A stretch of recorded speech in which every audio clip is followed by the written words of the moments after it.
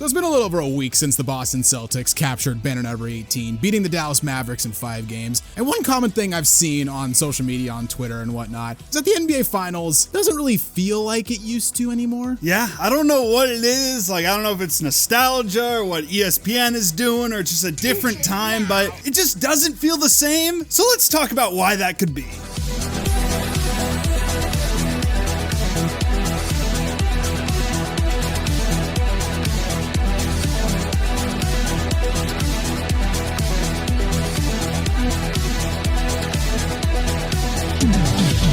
Before we start talking about the NBA Finals, if you have already, make sure to leave this video a like, give us a subscribe, and hit that notification bell so you never miss out on one of our videos. So a lot of this conversation was kicked off when it was announced that this year's finals kind of struggled with viewership. Ratings were down 11% compared to 2023. Also, in the last 5 years, no NBA Finals game has hit 14 million viewers. I do think it's fair to point out, though, that ratings doesn't exactly equal quality. Just like in movies, a movie can gross a ton of money and still be terrible. As much as I love them, all the Transformers movies do really well at the box office, and they're not particularly good. Nope. No. I am directly below.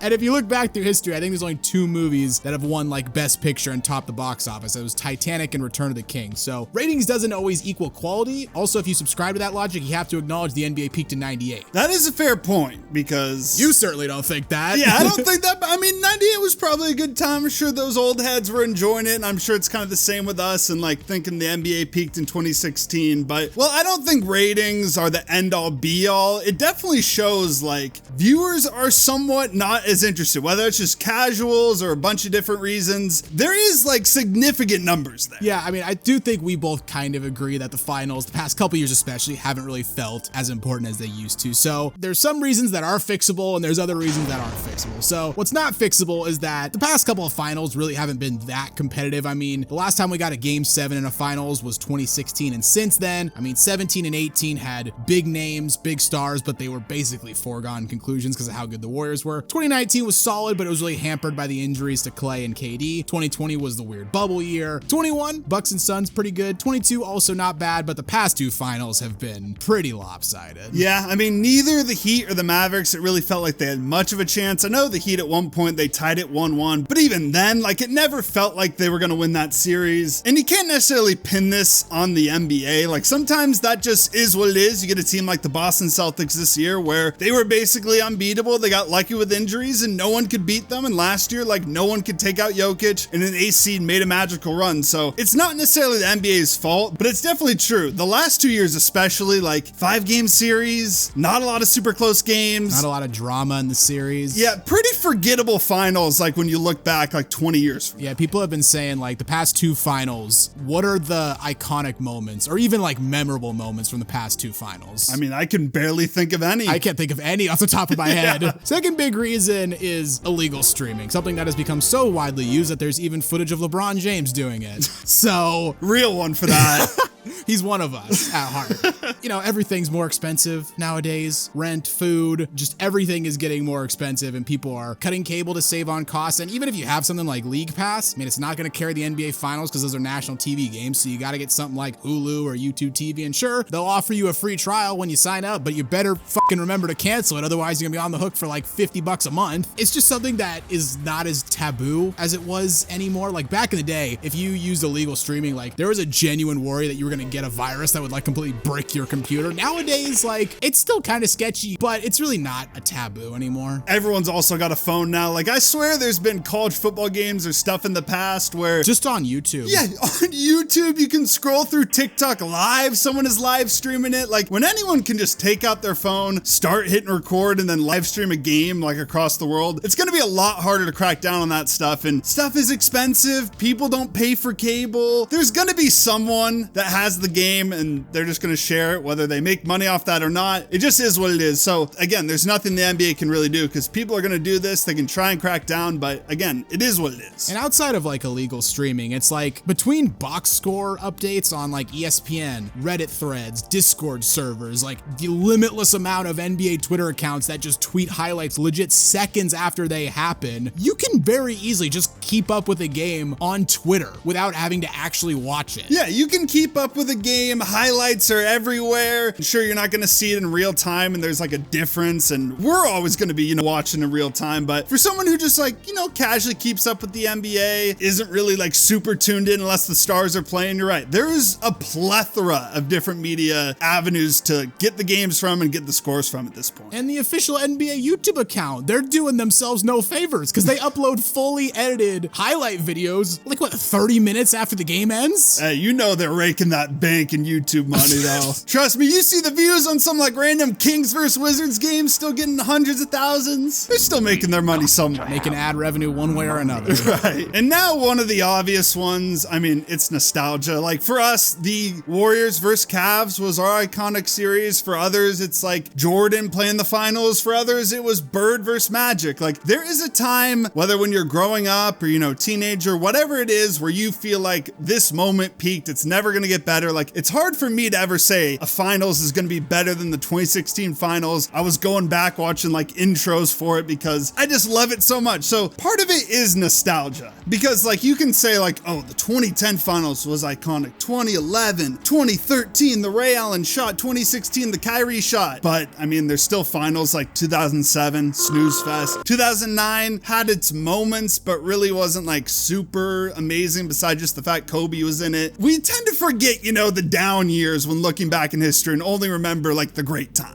Oh, 100%. It's why I constantly see people claiming these 3 movies are amazing when 2 suck and 1's not bad. By the way, I didn't tell Ben which movies I'm referring to. I know. He knows. So this is all stuff that you really can't fix. So let's get on to stuff that actually can be fixed. And that's the presentation / marketing of the finals. And we'll start with the presentation. Simply put, the NBA and ESPN's presentation of the NBA finals this year was fucking horrendous. God awful. It was horrific. Outside of like the occasional 3D graphic of the Larry O'Brien trophy and a nice little splash of gold on the scoreboard and on like some stats here and there, you would have no idea this was the NBA finals. We got like a little YouTube TV ad, and then in the background they're showing like Magic and the old finals and moments, and that's about it. Like I said, I was watching intros for the 2016 finals. What the hell happened to that? Like the 2016 finals had its own theme. Every game got an intro. They would go in on the stadium, which I guess they still kind of do that sort of stuff, and then Mike Breen would like announce it, like Quicken Loans Arena, the atmosphere is incredible. That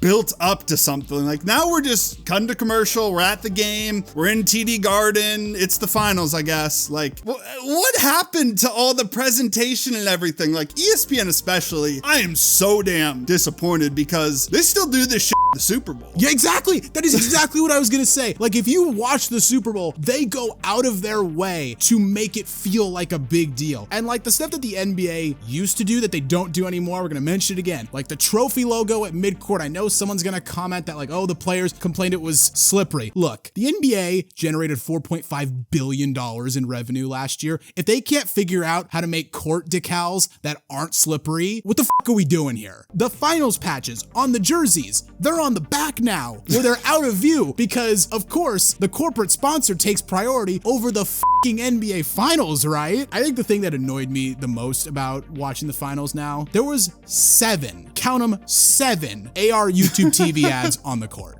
Are you fucking kidding me? And they've been advertising that bullshit for like 7 years or some shit. I still ain't bought it. And we're not gonna buy it anytime soon. So yeah, that's ridiculous. The advertisements, that's my theory on why they're not bringing back the like Larry O'Brien trophy on the court, because then they can't show ads or it distracts from the ads, because I think there's been enough kind of like public push to bring it back. People would love to see it back, but the NBA, they want their money and everything. So that's a big part. Another small thing that could come into play, you at least got to bring it up. Jeff Van Gundy and Mark Jackson, like that's the first time in my memory they haven't done the finals. And I know some people didn't like Van Gundy. I personally loved him. Van Gundy's an incredible color commentator. I don't know why people didn't like him. Doris Burke and JJ Redick, they're good in their own right. Their chemistry together was god awful. And I know it was their first finals, their first season. Doc was supposed to be there. Everything got mixed up. I'm not going to blame them, but they were not good together. But back to shit on ESPN. What the fuck was that halftime show? They were 90% advertising. There was no halftime show. Like literally, they would just barely even show the panel. They would start showing some highlights, and then it's Stephen A. or Bob Myers having to answer a question from Malika Andrews, where it's just like, what should the Mavericks do to get back in this game? And Bob Myers is literally given like 15 seconds to answer the question. Tighten up the defense and limit Jaylen Brown. Back to another commercial. Yeah, It's before like, he even finishes, they cut to commercial. unacceptable. And also, we got to mention, like, ESPN and the NBA, both of them have done a horrific job of marketing, like, the newer crop of stars. Like, it's that one meme where the cow is just skinny as hell and they're reaching more buckets. Like, gotta get Steph and LeBron more. On ESPN, we saw it like it's the NBA Finals. The Celtics go up 2-0. And what are we talking about? We're talking about LeBron unfollowing Big Perk. What? What? One of the worst like segment ideas I think I've ever seen from like morning sports talk shows. This is a segment you do for like 90 seconds at the end of the show as a joke. Right. They dedicated 13 fucking minutes to this. 13 minutes! I mean, this has just turned into like an ESPN rant, but We don't hate ESPN, just to be clear. Like, I think they have their moments, but this was not a good year for them. well, what's so weird is like their football coverage is so bad. Like college football would have like a promo for the national title or a playoff game, or damn near like they'll give a Rose Bowl a promo. Like, why is the NBA Finals not getting a promo? Another thing, NFL coverage on ESPN actually very good. Like they get analytical. Like they have like people that actually somewhat know what they're talking about. They not- actually let a guy like Troy Aikman break down the game. Yes. But then ESPN, it's like we get no analysis, we get nothing. We get one word from Stephen A. Smith and then Bob Myers making some sort of joke like, oh, I shouldn't have picked the same team as you. And then that's it. Like, I don't get it. It's really pathetic and it's sad to see. And it's ruining the whole finals experience, in my opinion. Yeah, the best analysis of the game you get is not actually during the game or during the halftime show. It's the segment that Tim Legler does It with is. Scott Van Pelt on SportsCenter after the game is over. So, what can we do about all this? Well, first of all, ESPN, NBA, ABC, Disney, Bob Iger, whatnot. Damn. Like, we need to up the presentations. We need to make it feel special. Bring back themes for the finals. Bring back video packages. Put the trophy back on the court. Put the finals patch more prominently on the logo. Like, this stuff doesn't sound like a lot, but the little things like add up. They make moments like that so much more iconic. Like when you see an image of like LeBron and Dirk during the 2011 finals, and they both have that trophy logo on their shoulder. When you see the images of Kobe during the 2010 finals with that giant trophy logo on the Lakers logo, it makes it feel special. And also just cool it with the ads. Yes. Come on. I know we already went on a rant, so make it quick. Just chill with the ads. Like, at least give us somewhat of a halftime show. Give us 5 minutes, not like the 30 seconds he gave us. And I know you probably got a bag from YouTube TV, but 7 ads is too much on the court. 4 at the very most. In the NBA media as a whole, I mean, we're even victim of this. Like, when the finals rolls around, it's time to focus on the finals. I don't care if we're breaking down Kristaps Porzingis in a drop coverage for the 3rd time in the 3rd quarter. We need to be talking about that. I don't want to hear about JJ Redick and LeBron's podcast. I honestly don't think most people want to hear about that. I do not give a shit about that at all, especially during the finals, let alone right now. And also, like, I don't give a fuck what Stephen A. Smith is wearing on his walk Exactly. into the arena. Like, they're shooting him like one of the players. What are we doing? And as fans, I mean, Part of this is on us. yeah, exactly. Like, we need to, start embracing the new crop. And a lot of people have, and even like we're a victim, especially me, like still loving LeBron, holding on to LeBron. Like, it's time to let go. It's the new players, the new era, new time. LeBron is going to have a couple more years, Steph a couple more years, but their time in the NBA Finals and playoffs is mostly over. So embrace the new era now. That's the video, guys. What do you think? Has the NBA Finals lost that special feeling it used to have? I'd love to hear what you have to say in the comments down below. If you enjoyed the video, consider leaving it a like, as it really does help us out. And while you're here, why not check out some of our other videos as well? And don't forget to subscribe to Synthetic Sports.